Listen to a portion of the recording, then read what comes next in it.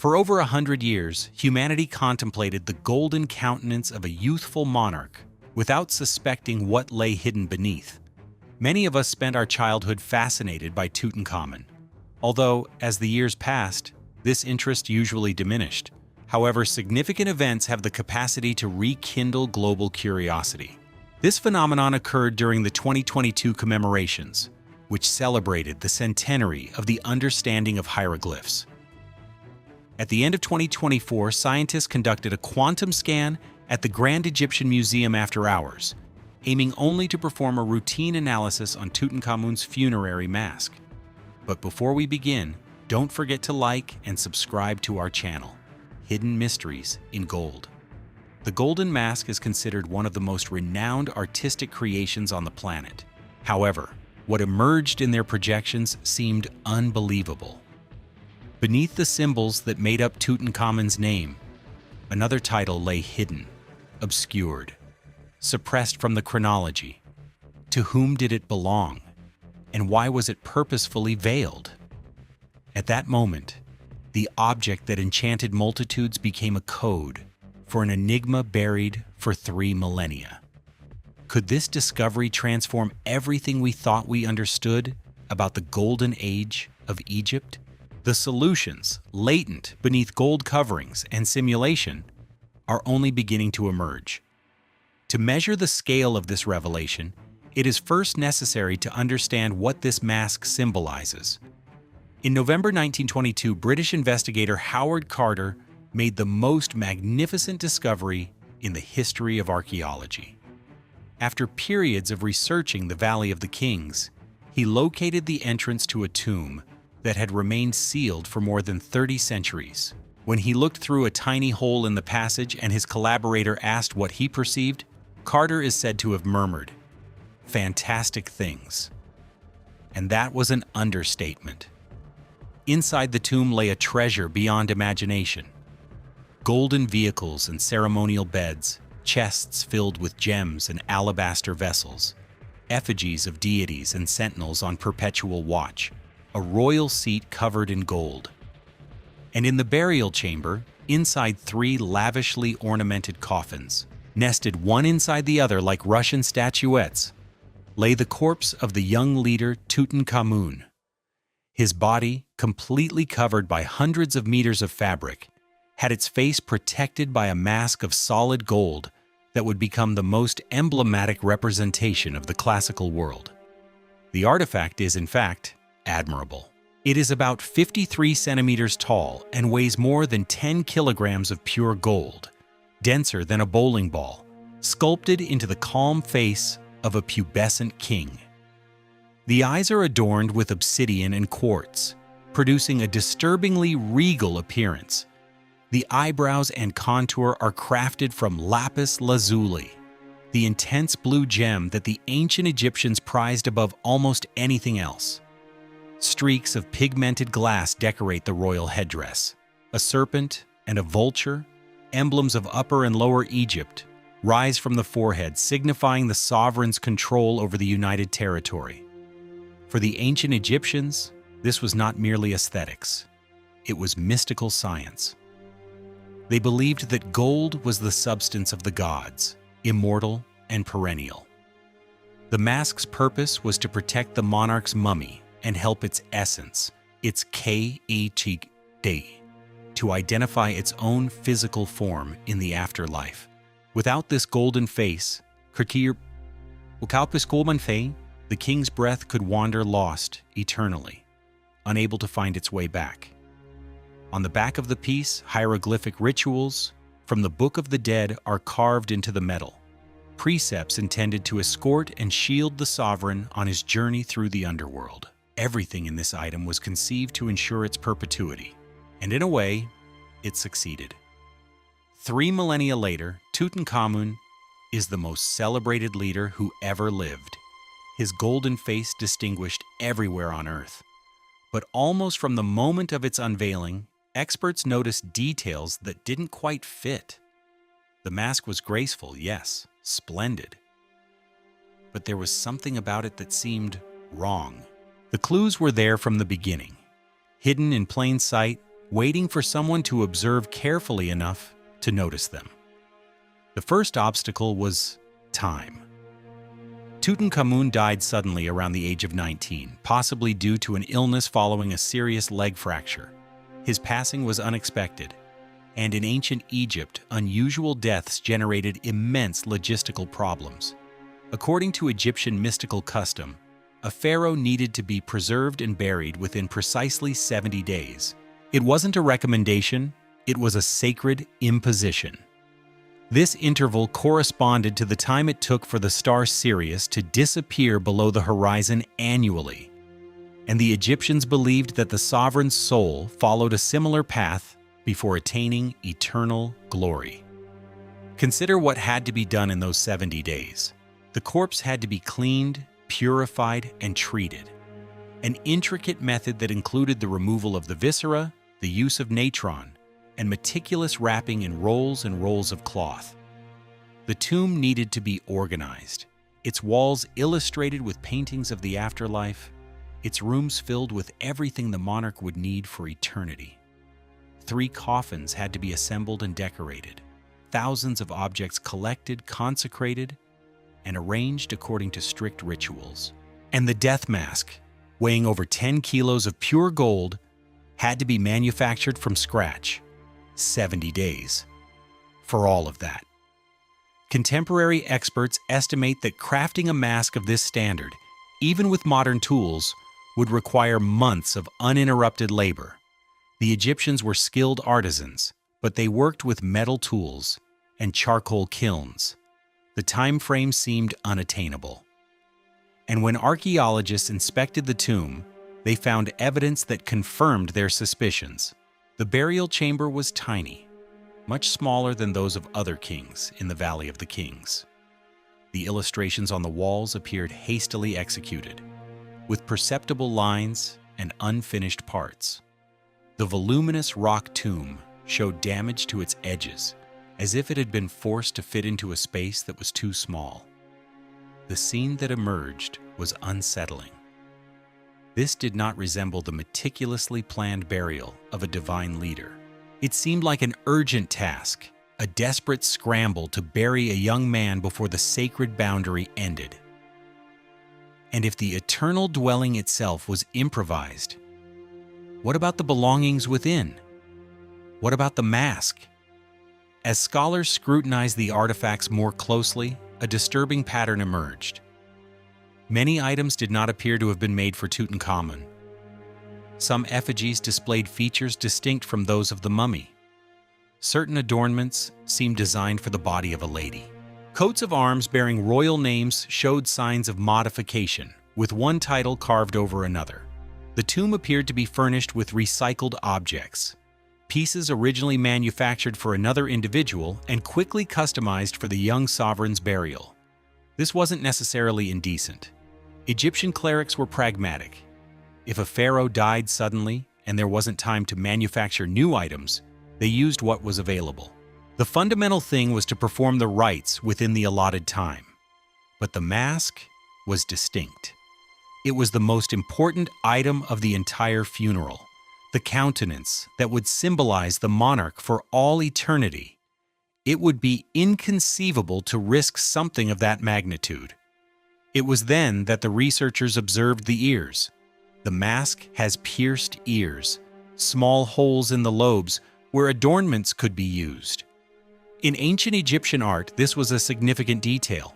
Pierced ears were only displayed on women and infants. A mature pharaoh, especially in a sacred setting like a funerary mask, would never be depicted in this way.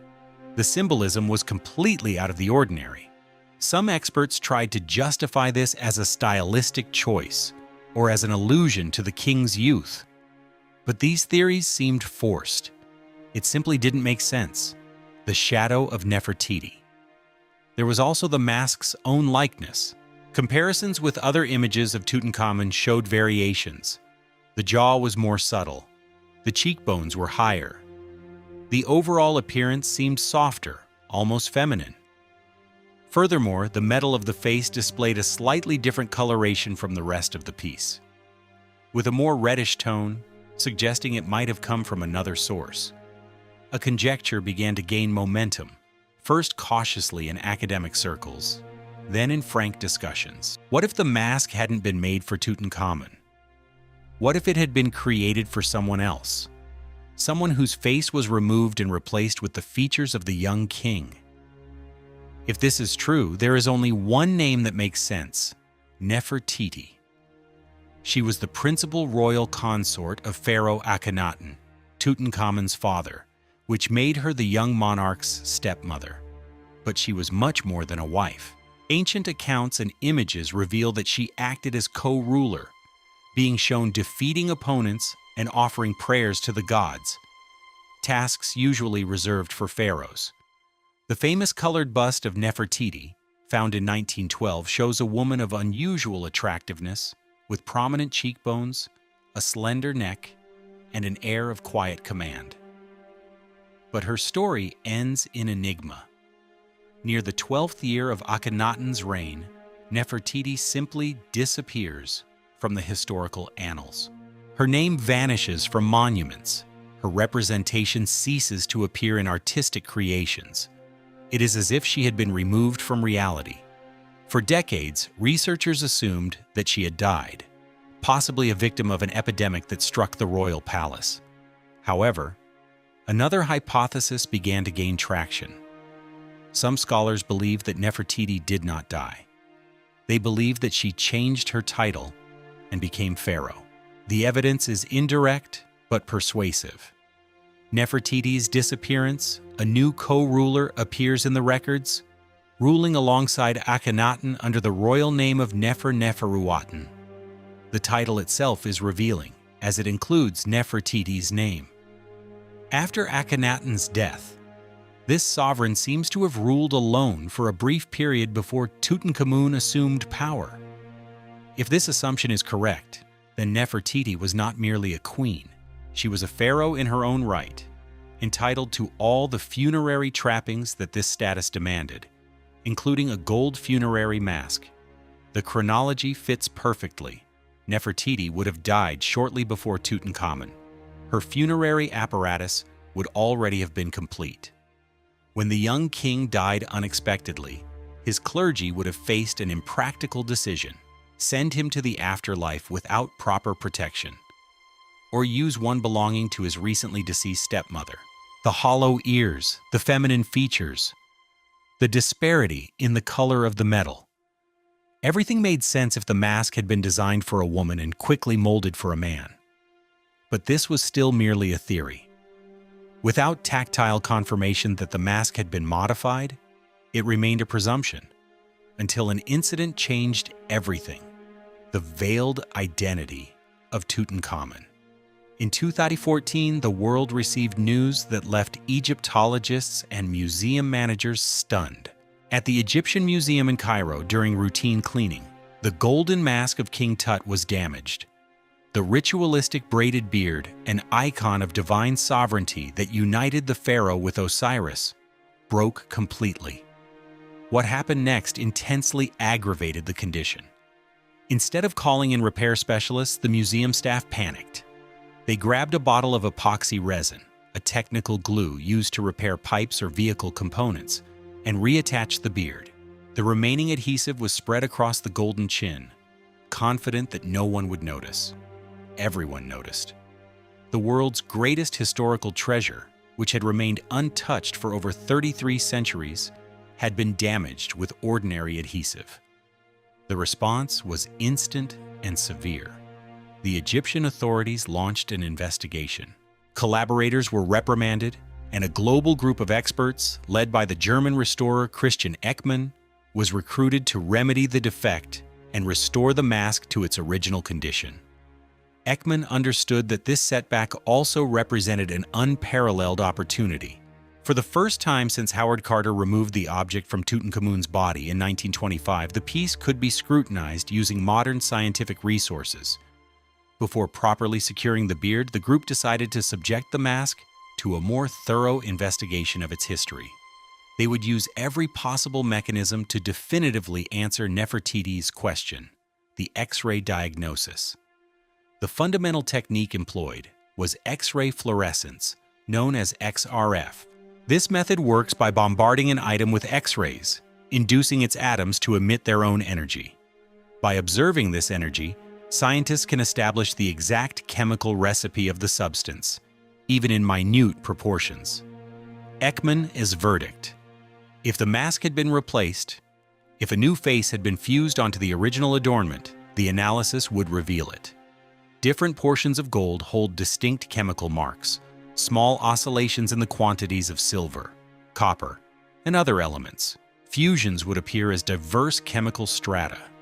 Junctions would be perceptible as interruptions in the metal's weave. The team dedicated months to researching every millimeter of the artifact. They investigated the face, the adornment, and the coat of arms with the royal name. They searched for any evidence of alteration. When the reports emerged, the Egyptological community rested soundly. The mask, Ekman stated, was genuine. The gold of the face and the gold of the adornment had the same chemical base. They came from the same batch of metal. There was no evidence of soldering, no veiled joinery, nor any proof that a different face had been glued on. Ekman also presented a refined point. The mask has delicate blue glass adornments around the eyes and on the headdress straps. Glass is brittle. If ancient producers had cast a new face, the method would have required heat above 800 degrees Celsius. This heat would have cracked or liquefied the glass instantly. However, the glass was intact. The outcome seemed certain. The mask was produced as a single block, made exclusively for Tutankhamun. As for the hollow ears, Ekman proposed that they could be an aesthetic rule or a reference to the monarch's childhood. The more subtle features would be an effect of the Amarna artistic trend, common in that era. The variation in metal tone would be an impact of the light or a visual preference. Each flaw had a justification. The Nefertiti hypothesis was rejected. The team meticulously removed the epoxy, reattached the beard using beeswax, the same material the ancient Egyptians would have used, and set the recovered mask. The enigma solved. The matter was settled. Except it wasn't. The quantum revelation. To a small group of scholars, Ekman's claims seemed incomplete. The 70-day deadline still seemed utopian.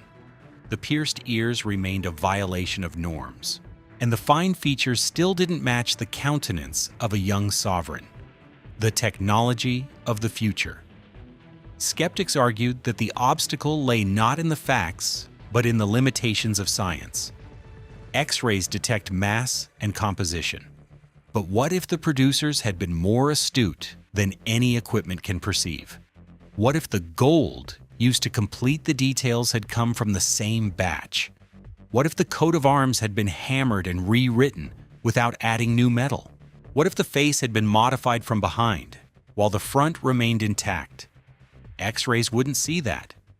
They don't show the caloric trajectory of the metal.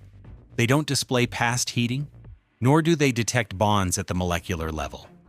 To see this, a completely new tactic would be necessary, a science that didn't exist in Ekman's time. In 2024, this science appeared. Quantum resonance imaging, or QRI, resembles a futuristic film. Instead of piercing the item with X-rays, it uses quantum fractions that communicate directly with the atoms. This makes it possible to show not only the chemical formula, but the physical trace of the substance, pressure patterns, fluctuations in the crystalline lattice, and even collages imperceptible by other means. Under the title Project Osiris, scientists and historians obtained approval from the Egyptian Ministry of Antiquities to read the mask. Formally, it was merely a technological display. In the early hours of 2024, after the museum closed, the reader was switched on, tracing the atomic map of the piece layer by layer. Hours of reports validated previous perceptions until the coat of arms appeared. And what the reader revealed there would alter everything we thought we knew about Tutankhamun and about the object that concealed his mysteries for 3 millennia. The specter in the gold. The first flaw the reader noticed appeared around the edge of the face. The quantum image displayed what the group termed a heat ghost, a molecular signature indicating that the gold in a precise trace had been heated to a different temperature than the adjacent metal. Ekman was correct in saying that a traditional solder would have damaged the glass details. But the ancient producers didn't solder from the face.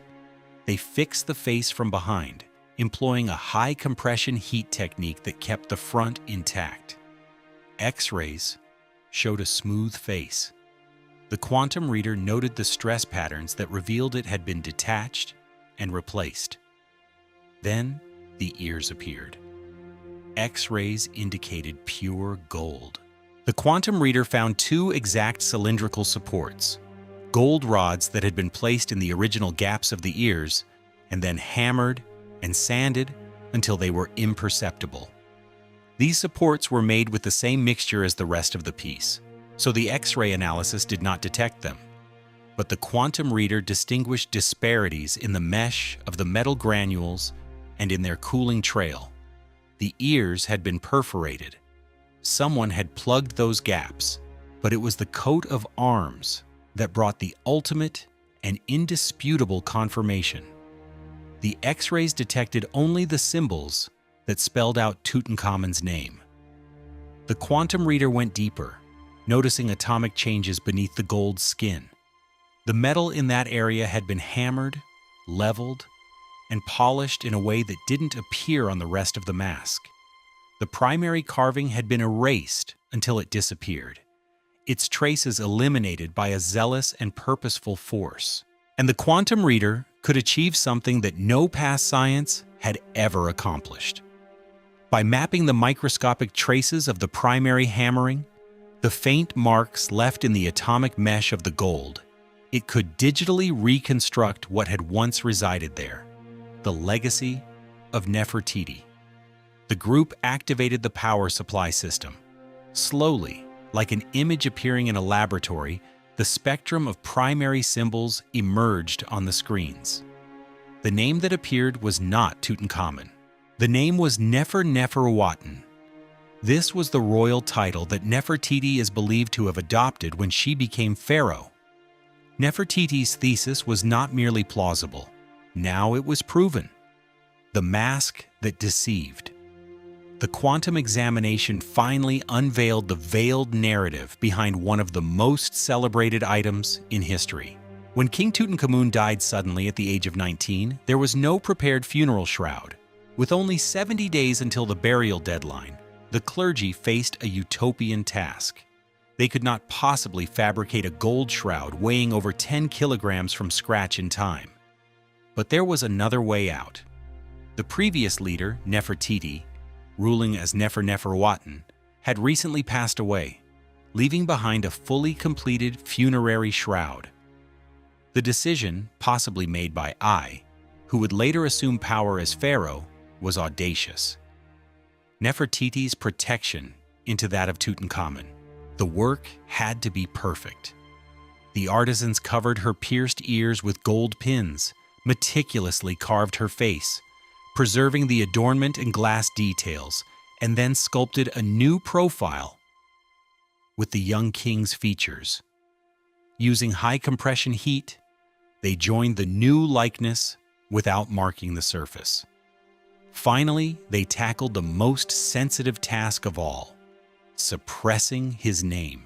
Instead of merely scratching it out, which would have been obvious, they hammered the coat of arms until it was level, erasing all traces of Nefer-Nefer-Uaten, and then engraved Tutankhamun's symbols.